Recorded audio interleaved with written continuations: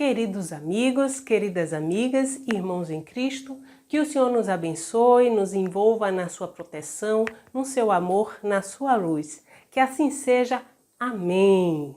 Irmãos, hoje eu estou aqui para falar a respeito de monoideísmo e influências e companhias espirituais. O que seria o monoideísmo? Como se dá a influência espiritual?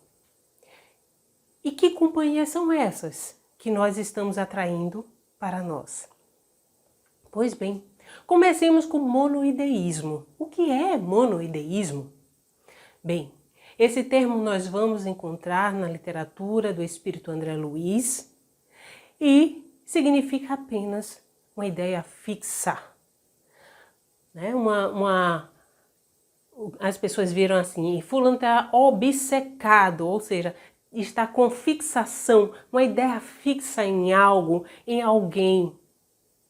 E essa postura pode provocar a obsessão, desde uma simples influência moral, que não vai se exteriorizar, ou seja, nós vamos apenas sentir essa influência, até a perturbação completa do organismo e das faculdades mentais, que são as obsessões mais intensas, que podem desestruturar o nosso organismo, tanto perispiritual como o nosso organismo biológico.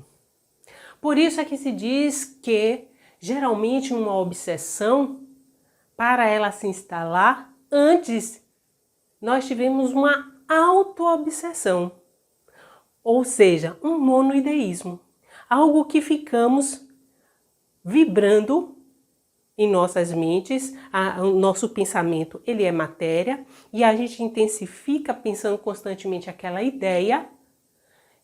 Isso desperta a atenção porque vamos emitindo ondas. Essas ondas vão, no caso, vão encontrar sintonia em espíritos, tanto encarnados como desencarnados, que estejam na mesma faixa de frequência. Bem, deixa eu dar uma explicaçãozinha sobre essa introdução. Bem, aqui estou eu pensando. E meu pensamento, ele emite ondas.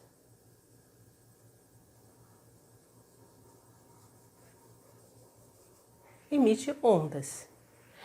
Essas ondas, quando são mais largas, compridas, aqui nós vemos que são ondas mais curtas. O que significa isso? Que esse pensamento é um pensamento ruim, um mau pensamento. Vamos dizer assim, um mau pensamento. Um mau pensamento. Um pensamento de ódio, de raiva, de rancor, de inveja, ele vibra, ele tem a frequência dessa forma. A onda mais espaçada, né? E mais devagar, porque ela é mais densa. Imagine os sentimentos, as emoções provenientes de pensamentos de ódio. Então, nós dizemos que está carregado, né? E por isso, o que é a vibração? Senão o próprio conteúdo dessa onda.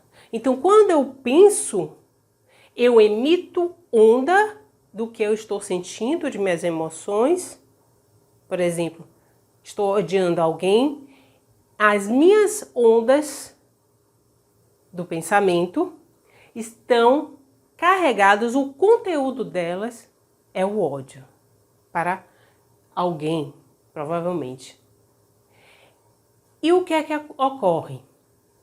Essa onda pode chegar até essa pessoa que é objeto do meu ódio, como, mesmo que não chegue por uma questão que ela está em outra faixa vibratória, ela está é um espírito mais iluminado, vamos dizer assim, não está na mesma frequência, mas tem outros espíritos que se interessam por esse meu ódio, por esse meu rancor.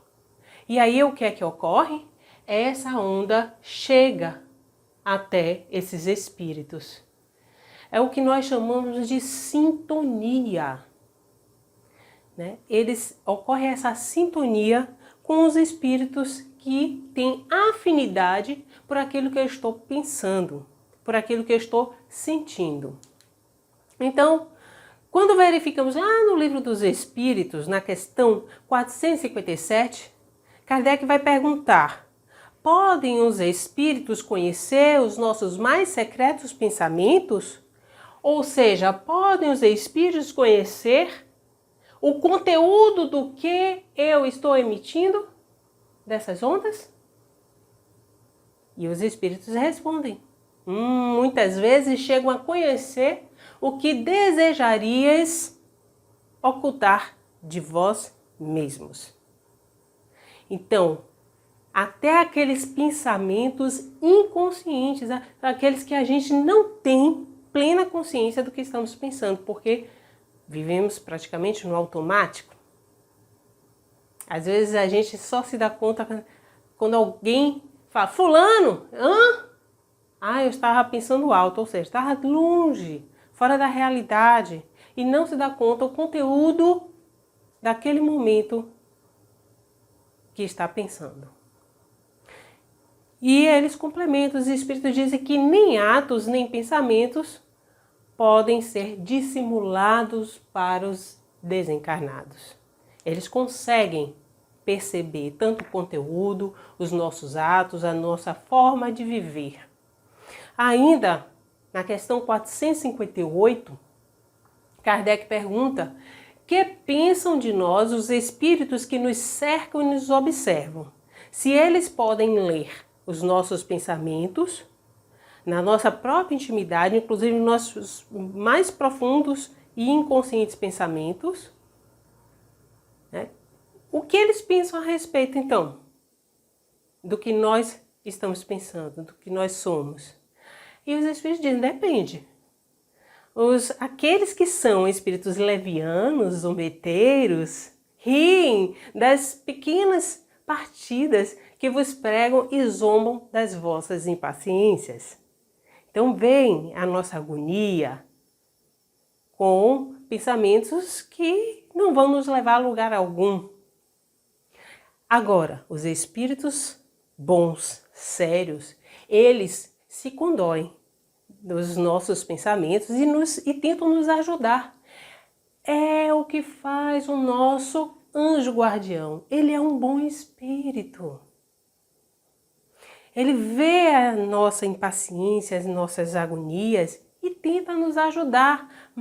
Mas para esse auxílio chegar até nós, precisamos estar abertos a receber essa ajuda. E ainda lá na intervenção dos espíritos, né, sobre o mundo corpóreo, ou seja, sobre o mundo da material aqui, Kardec ainda prossegue com a questão 459, perguntando: os espíritos influem sobre os nossos pensamentos e as nossas ações? O que é que vocês acham? Eles respondem para Kardec: nossa, nesse sentido, a sua influência é maior do que vocês supõem, porque muito frequentemente são eles que vos dirigem. Se às vezes nem estamos atentos aos nossos próprios pensamentos, tem quem esteja atento, influenciando, emitindo vibrações também, ao ponto que fazemos mais a vontade deles do que a nossa própria vontade. Vejamos como. Primeiro, esses casos, o que é a obsessão? É a influência persistente de um espírito sobre outro espírito. Então, até então, estávamos conversando a respeito de monoideísmo, a ideia que eu autoalimento, eu fico fixada naquilo, que abre brecha para influências espirituais. Essas influências podem ser superficiais, simples, que não vão me causar dano nenhum. Mas podem ser extremamente rigorosas ao ponto de me causar danos. Como? Lá no Livro dos Médiuns, no capítulo 23, Kardec ele dedica um capítulo inteiro à obsessão. Ele deixa bem claro que é a ação persistente de um espírito mau, né? Não é um espírito bom, é um espírito mau. Os espíritos bons não perdem tempo prejudicando ninguém, ao contrário. Eles sabem que quanto mais fazem o bem, mais eles progridem. Então, a obsessão é uma ação persistente de um espírito mau, um espírito inferior, que ele exerce sobre um outro espírito.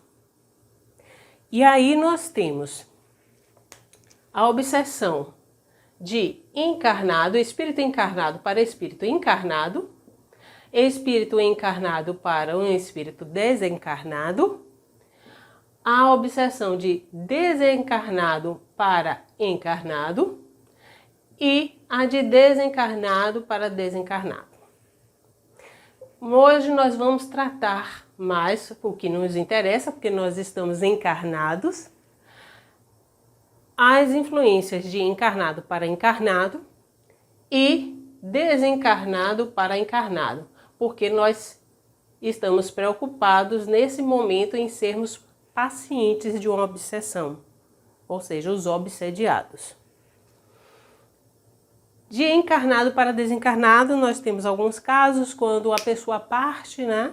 Ela desencarna e nós, enquanto estamos na matéria, ou então reencarnamos antes de alguém que deixamos no mundo espiritual, estamos encarnados e ficamos pensando constantemente naquele espírito que desencarnou, um ente querido, um ser amado, né? Ou então um desafeto, de forma a prejudicá-lo,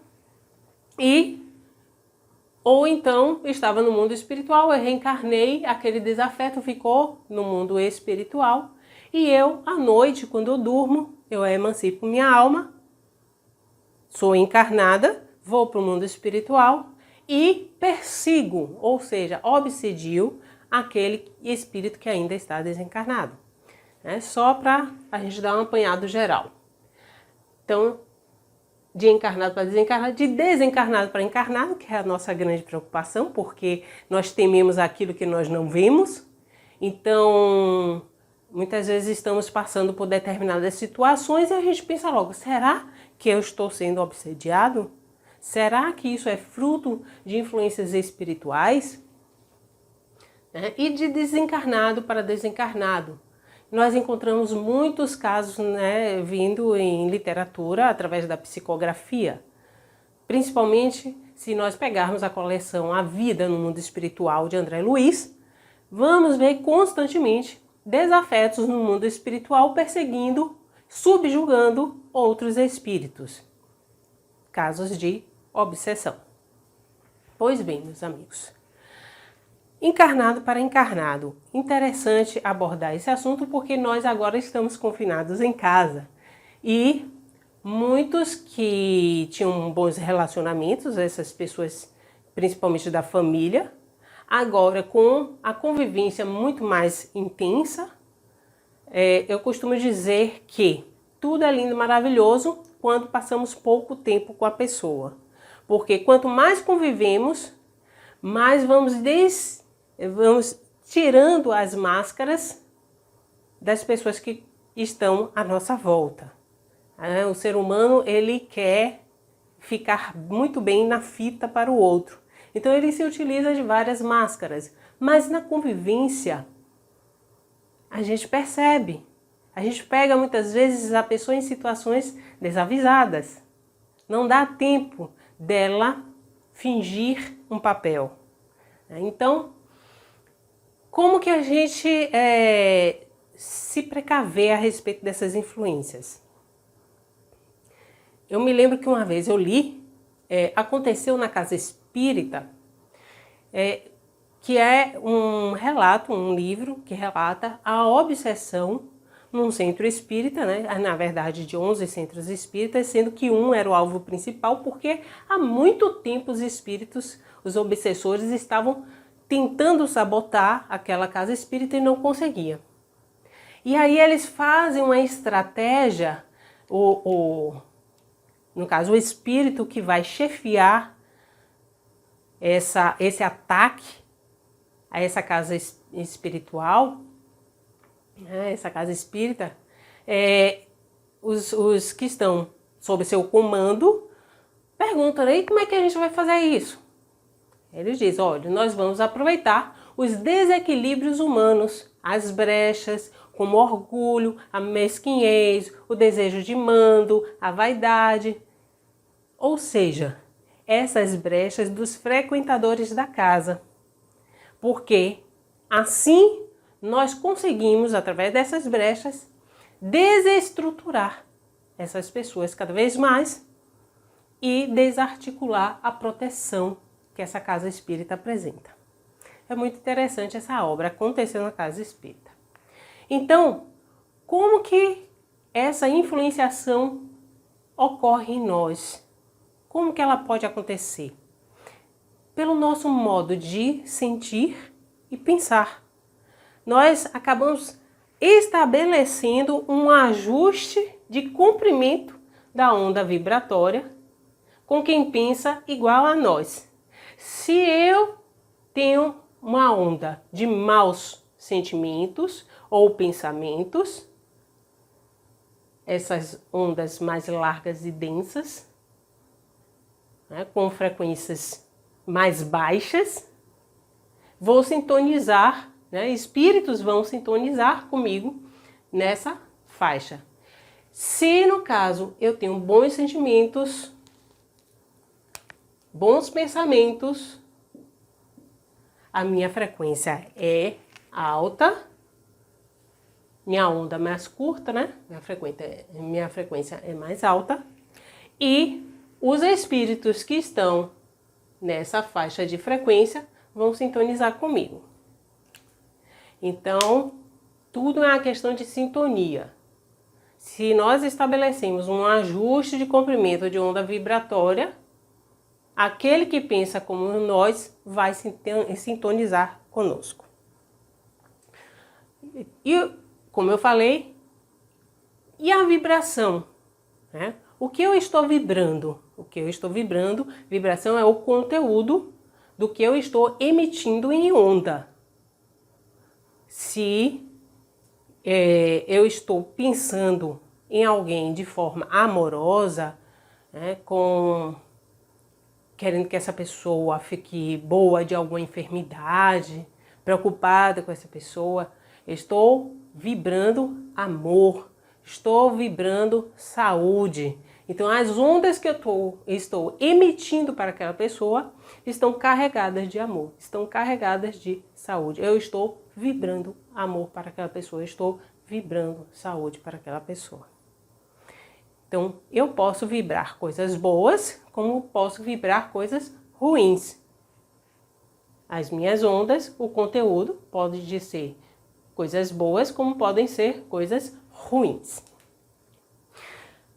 Quando a gente faz uma análise da psicosfera terrestre, num livro de Hermance Defoe, o livro Lírios de Esperança, ela nos relata, Hermance Defoe, ela é um espírito, né?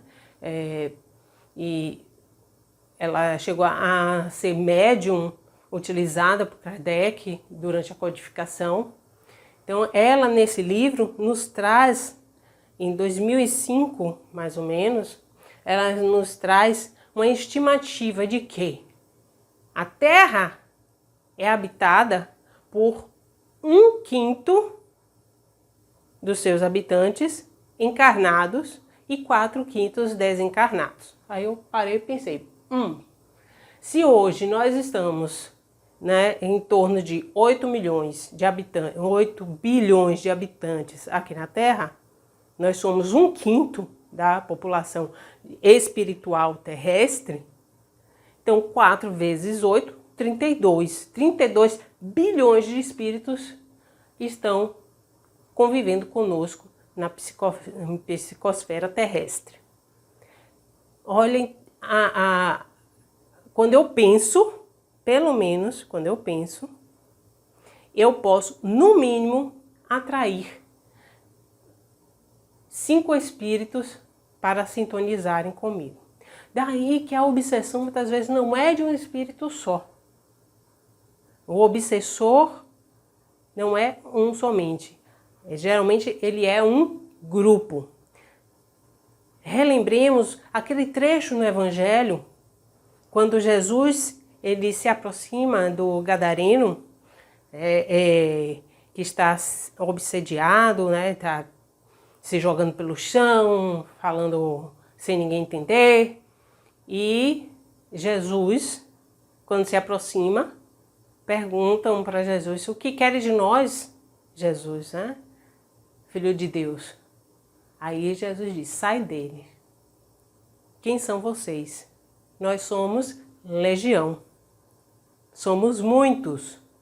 E aí Jesus, né, sai deles, ordena que saia do gadareno, e a legião se aproxima de uma manada de porcos que caem no abismo. Então, aí nesse trecho, no Evangelho de Lucas, que também tem essa narrativa, Jesus já aponta para nós que a obsessão muitas vezes é um grupo de obsessores.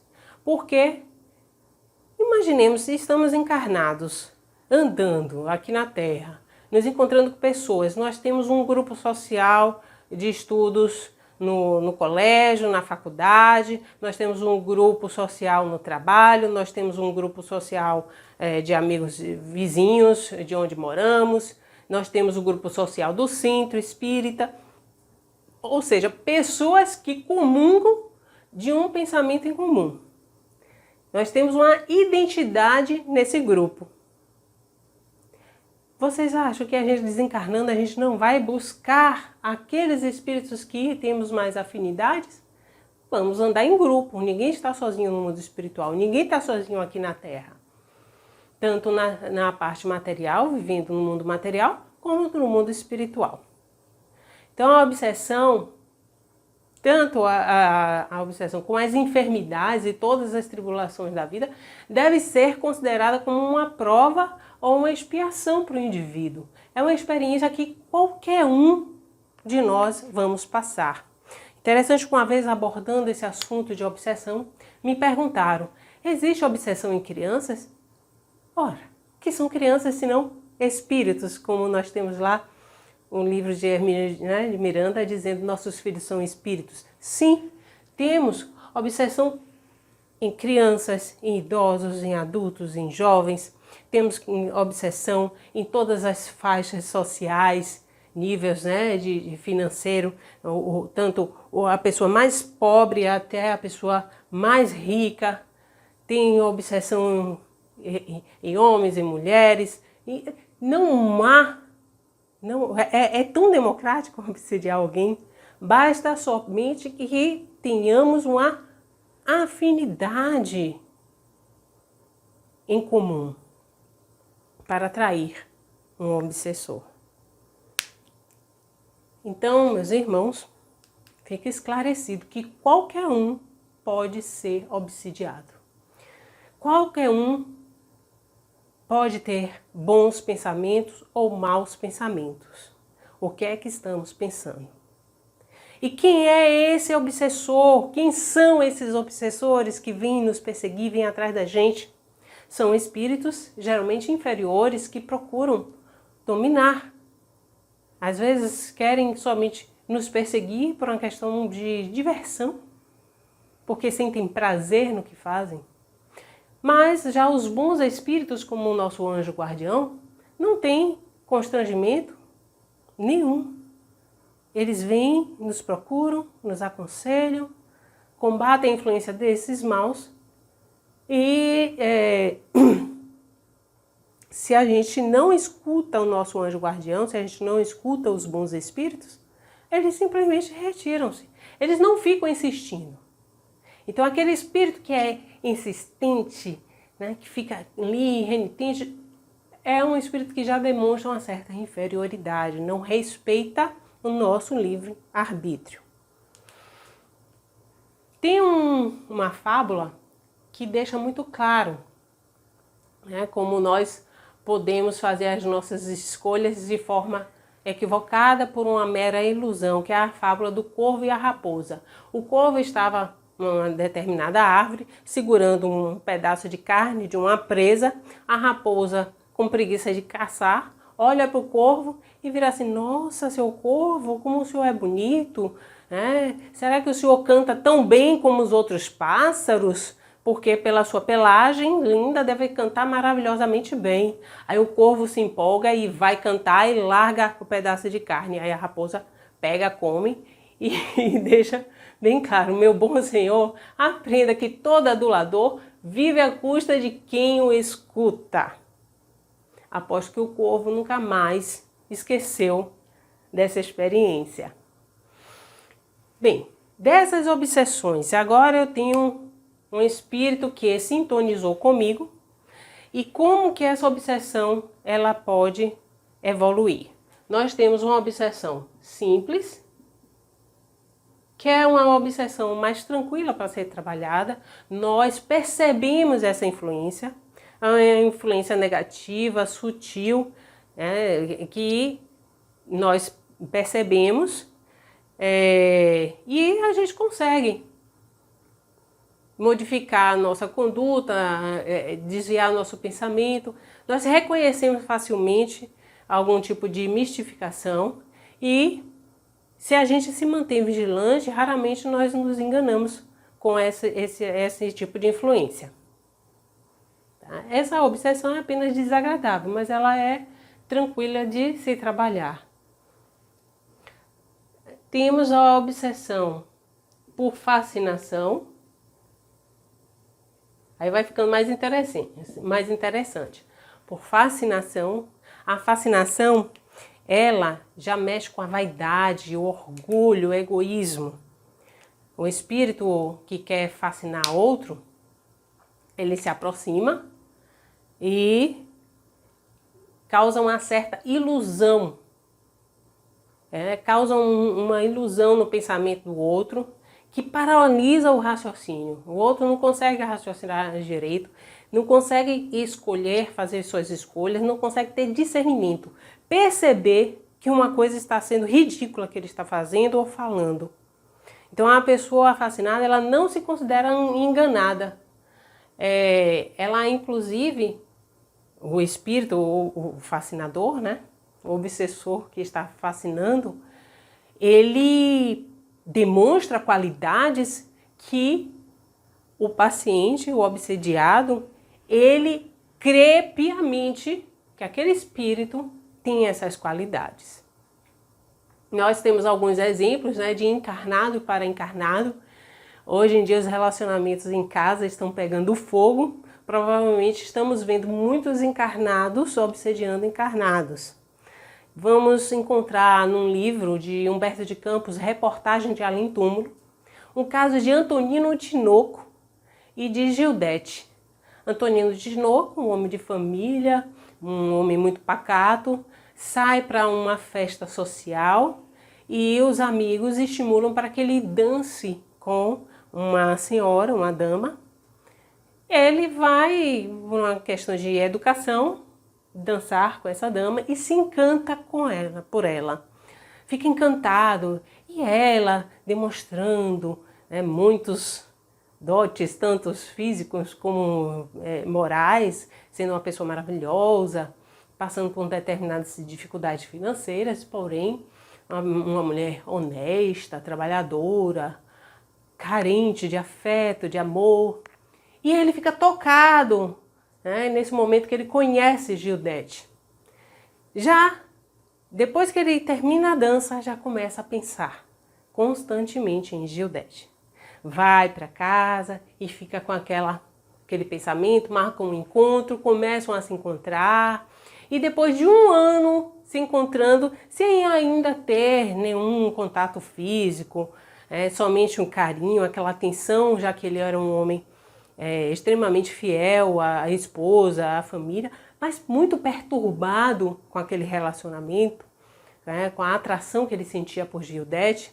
Gildete também aceita a situação de ser a outra, né, que ele poderia sustentá-la, que ela não se incomodaria pelo fato dele ser casado, que não ia desestruturá-lo em termos de família, mas que ela não poderia ficar desamparada com aquele amor que ela nutria por ele.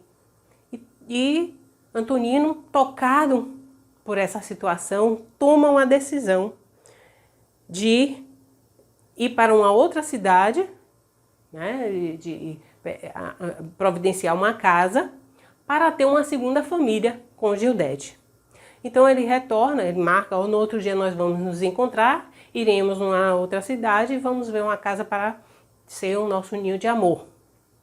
E vai para casa. Lá chegando, junto com a família, aí relata Humberto de Campos que o mentor espiritual, o anjo da guarda de Antonino, fica apavorado com essa situação e pede ajuda aos superiores dele. Imagina, um anjo da guarda chegar ao ponto de, pelo amor de Deus, me ajude aqui, para que Antonino saísse daquela situação de fascinação por Gildete, enxergasse que os valores dele estavam naquela família, só que o mentor do anjo da guarda de Antonino fala, ele já chegou a uma situação que não tem como a gente fazer mais nada. Aí dependeria dele, mas ele está tão fascinado que ele não vai ter nenhuma vontade de mudar essa situação. Uma única solução é adoecê-lo. E providenciam que Antonino tenha uma moléstia, ele caia de cólera e fique realmente de cama, mal. A Gildete chegou aí até visitá-lo com os amigos, viu ele lá, à beira da morte, entrevado na cama, cheio de olheira, definhando. E essa situação perdurou por quase um ano. Antonino doente. Por interferência espiritual, os bons espíritos interferiram para que ele não tomasse uma decisão tão radical que fosse prejudicar toda a vida dele e do núcleo familiar. E interessante é que, quando ele fica melhor, ele vai atrás da Gildete e fica sabendo que alguns meses, depois que a doença o acometeu, alguns meses depois, Gildete já tinha arranjado um outro homem e tinha se juntado com ele, estava morando em outra casa, em um local. E aí, Antonino se dá conta o quanto que ele estava se iludindo com esse relacionamento. Esse pode ser um exemplo de fascinação de encarnado para encarnado. E desencarnado para encarnado, a gente encontra também alguns exemplos narrados pelo espírito André Luiz, no livro Nos Domínios da Mediunidade. Uma senhora, que ela é médium, ela entra em transe e começa a falar um dialeto que ninguém consegue reconhecer, e o mentor espiritual que está com o André Luiz, ele fala o caso dessa mulher, que ela sofria de fascinação, um espírito que ela teve um relacionamento no século X, na época da Toscana, um dialeto que era falado lá, por isso que ele perturbava tanto ela a nível mental que ela reproduzia esse dialeto. Pior é que todo mundo na reunião não entendia nada. Só para a gente ter uma ideia de como os espíritos desencarnados podem nos fascinar. A gente vê, principalmente médiuns, que ficam deslumbrados com determinados espíritos enganadores, embustores, que vêm para iludir, porque vê uma ponta de vaidade naquele médium e acaba explorando essa brecha, essa fraqueza, porque ele inspira uma confiança cega ao médium. Mas isso tudo pode ser evitado se nós questionarmos, fazer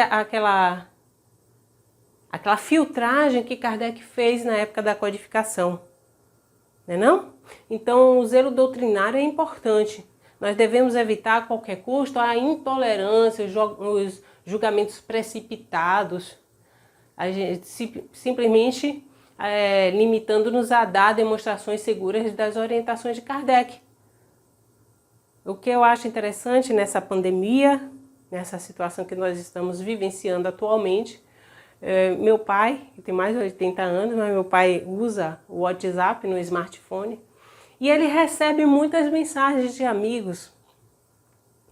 E ele sempre vem com a novidade, algo assim, às vezes esdrúxulo. Olha, se a gente virar a língua de um lado para o outro durante 10 vezes, nós vamos evitar o Alzheimer, a gente não vai ter mais úlcera, a gente não vai ter mais dor de barriga, vai acabar a caspa, vai...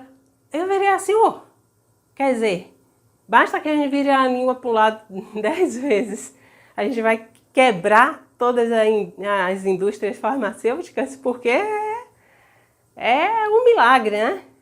Bom para tudo fazer esse exercício, tem alguma coisa aí. E aí eu sempre que vejo a notícia que ele me manda, eu dou uma olhada no Google para saber se é algum tipo de fake news. Mas tem aqueles que recebem essas fake news como se fosse a verdade, piamente a verdade. E reproduzem isso, passam adiante. Então, tenhamos o cuidado de quando recebemos essas notícias, verificar se realmente é possível e principalmente, em termos espirituais, se isso está presente na codificação, nos livros de Kardec. Está de acordo com as obras básicas? Lembra que o Kardec ele nos deixa a grande lição. Espíritas, amai-vos, mas espíritas, instruí-vos. Porque precisamos ter realmente esse discernimento. Então, prosseguindo, nós temos a subjugação. Subjugação é outra forma de obsessão, outro tipo de obsessão. A gente fala por uma questão de intensidade e de como é essa influência. Influência simples, aquela que a gente verifica, a gente sente que tem alguma coisa incomodando. Se a gente trabalha muito o autoconhecimento, a gente percebe, esse pensamento não é meu. É uma influência simples. A fascinação é aquela ilusão que a gente tem a respeito daquele espírito que está nos influenciando. A gente perde o discernimento. A gente não sabe mais o que é certo e o que é ridículo. E a subjugação. A subjugação, o obsessor, ele vai viciar a nossa vontade. A subjugação, ela pode ser moral ou pode ser material, corporal.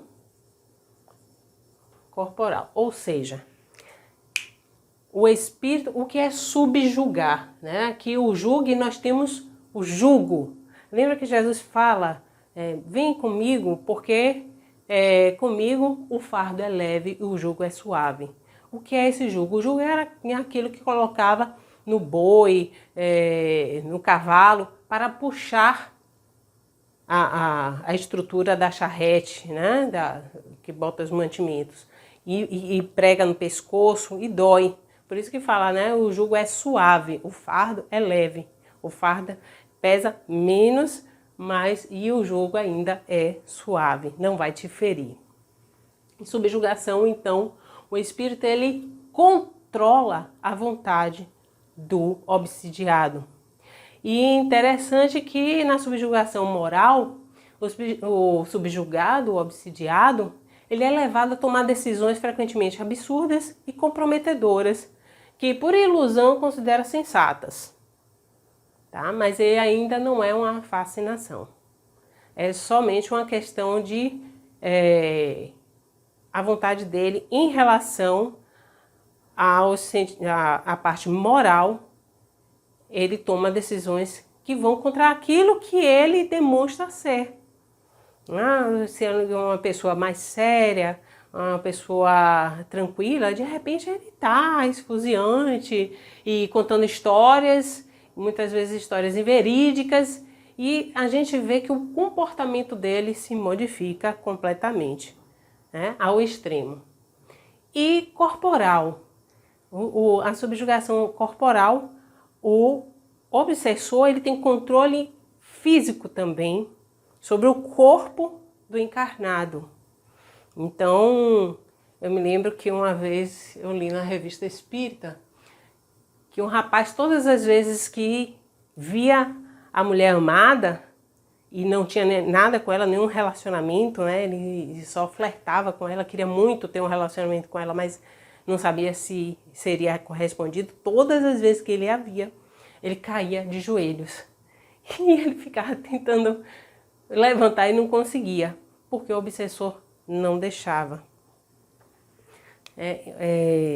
Se eu não me engano, no Evangelho de Lucas, nós temos também um tipo de subjugação corporal, lá no capítulo 13, no versículo 10, quando Lucas relata a cura que Jesus faz de uma mulher encurvada durante 18 anos. Ela tinha um corpo todo encurvado, todo. E aí Jesus vem e faz, né, a desobsessão, sai dela. E o espírito, quando o obsessor, quando livra, ela volta a ficar ereta, ela volta a ser uma pessoa saudável. Bem, podemos agora também fazer uma breve observação a respeito de possessão. Uma vez me perguntaram, Karina, e a possessão é um tipo de obsessão? Não, embora um obsessor possa cometer a possessão. O que é a possessão? É a posse temporária de um equipamento corporal. Então, a gente só vai ter uma possessão efetiva em um encarnado, certo? Que pode ser, essa posse temporária pode ser realizada por um espírito bom, como por um espírito mau. Então, se é por um bom espírito, é porque ele quer, de certa forma, passar a mensagem, uma mensagem mais autêntica. E aí ele se apossa daquele corpo, mas é temporário, até porque a gente sabe que só um espírito pode habitar um corpo carnal. Cada um tem seu próprio corpo. E para um espírito sair do seu corpo de forma total, seria no caso a morte, a desagregação biológica. Então pode ocorrer por um bom espírito, o que muitas vezes a pessoa diz que incorporou. Incorporou e deu uma mensagem, né? Foi uma forma de possessão. É porque a gente tem aquela ideia de que a possessão só pode ser algo ruim, porque a gente remete a várias gerações que a gente tem de notícias de possessões demoníacas, né? Mas não. E também a possessão, ou seja, essa posse temporária pode ser realizada por um mau espírito, né? Geralmente, então, se ele consegue fazer isso, pode ser um obsessor, tá? Nos domínios da mediunidade, André Luiz, ele traz o caso de Pedro, um rapaz que ele vai ao centro espírita com a mãe, fazer um tratamento espiritual, e enquanto ele estava aguardando a vez dele, ele tem um ataque de epilepsia, cai no chão, fica se batendo, aquela coisa toda, e o pessoal leva para dentro o tratamento. Dona Celina, que é responsável em fazer a parte, né, de auxílio espiritual, ela roga a ajuda, né, dos mentores da casa, é auxiliada, e aí ela dá um passe em Pedro, Pedro vai se acalmando, faz a oração, e aí ela tem que ter autoridade moral, não é qualquer pessoa que pode fazer esse tipo de oração, prestar esse auxílio, tá? Para que o espírito realmente fique incomodado nessa situação e deixe em paz aquela pessoa. E é o que ocorre. Depois do passe que ela faz a oração, ainda ela dá um pouco de água fluidificada para o Pedro. Então, o mentor que estava com André Luiz, no mundo espiritual, vendo essa situação, André Luiz pede explicações. Olha, o que é que ocorreu aí para que ele tivesse dado brecha para esse espírito se manifestar, ou seja, de forma, através da possessão, né, de forma tão intensa. E o mentor espiritual explica que no passado de Pedro, Pedro seduziu a esposa do irmão, né? E o irmão acabou definhando no manicômio, louco, né, em função dessa traição. Todos desencarnaram. Aí, a mulher reencarnou, recebeu Pedro como filho, daí mãe e filho estarem no centro, né? Recebeu Pedro como filho. E o irmão de Pedro ainda não tinha reencarnado, estava no mundo espiritual, estava desencarnado. Devido até toda essa carga de ódio, de raiva, que ainda não tinha consciência de reencarnar, vontade de reencarnar, só perseguindo o Pedro, né? Então a gente vê que as obsessões muitas vezes são decorrentes de tudo que a gente plantou no passado ou agora. As brechas que nós abrimos nesse momento, de forma com as nossas ações e pensamentos, mas também algo que fizemos no passado e não resolvemos. Por isso que Dr. Bezerra de Menezes deixa claro que a obsessão para todos nós sempre é uma prova ou uma expiação. É um desafio para a nossa evolução como prova, ou pode ser expiação, uma reparação de uma situação do passado. Então, meus irmãos, caminhando para o fim, o que a gente pode fazer para evitar todas essas situações que eu trouxe aqui hoje? Primeiro, vigilância constante. Essa vigilância que a gente pode ser facilitada através do autoconhecimento, porque eu não tenho como discernir o que é meu ou o que é uma influenciação se eu não me conheço.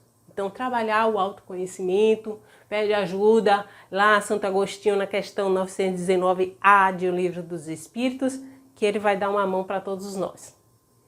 A prece, constantemente buscar a prece, inclusive a prece pelo obsessor, que nós podemos verificar lá no final de O Evangelho segundo o Espiritismo, todos os tipos de prece. Kardec nos auxilia para aqueles que não têm muita inspiração para fazer as orações. Temos aí a oração pelo obsessor. Também o perdão. Existe uma pequena prece havaiana, né, que chamam de Ho Oponopono, que eu acho muito interessante, porque ela diz: sinto muito, me perdoe, obrigado, eu te amo. Trabalhar essa situação com algum espírito que está querendo nos fazer mal. Se ele está querendo nos fazer mal, de certa forma, pode ser que no passado eu tenha causado mal a esse espírito. Então, sinto muito, me perdoe, obrigada, eu te amo. São palavras poderosíssimas. Lembrando que a prece, ela sempre é um meio eficaz para a cura da obsessão. Ela é imprescindível, tá? Óbvio que às vezes ela sozinha não vai dar conta, a depender do tipo de obsessão. Temos que também fazer o evangelho no lar, principalmente nesse momento que todos nós estamos enfiados dentro de casa. Ter a constância de realizar o evangelho no lar, para que aquelas pessoas do grupo familiar estejam mais harmonizadas e menos predispostas às influências espirituais. E, claro, quando a situação normalizar, buscar o centro espírita, né, em se engajar em grupos de estudo, fazer a terapia fluídica, né, a terapia de passes e, em alguns casos, muitas vezes, extremamente necessário, a desobsessão.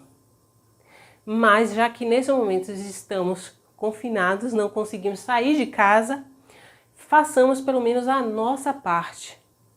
Busquemos sempre prestar atenção aos nossos pensamentos, o que estamos sentindo, verificar se o que estamos sentindo ou pensando é ruim e pegar e transmutar essa energia, né, substituí-la por algo diferente.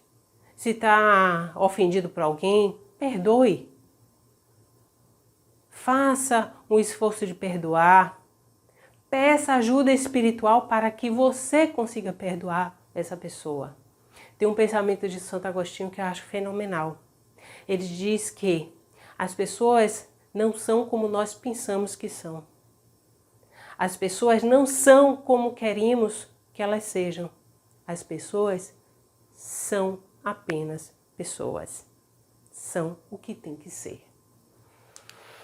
Então, finalizando, pratiquemos o bem, porque mais eficaz do que a prece são as nossas obras.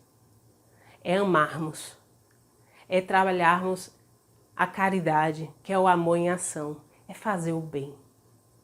Acima de tudo, o que mais nos fortalece espiritualmente é a prática do bem. Por isso, sejamos bons espíritos, espíritos de luz, iluminados. É que nós chamamos lá no Evangelho segundo o Espiritismo, no capítulo de perfeição moral, vamos encontrar o homem de bem. Tenhamos como a nossa meta sermos homens de bem. Muita paz, muita luz.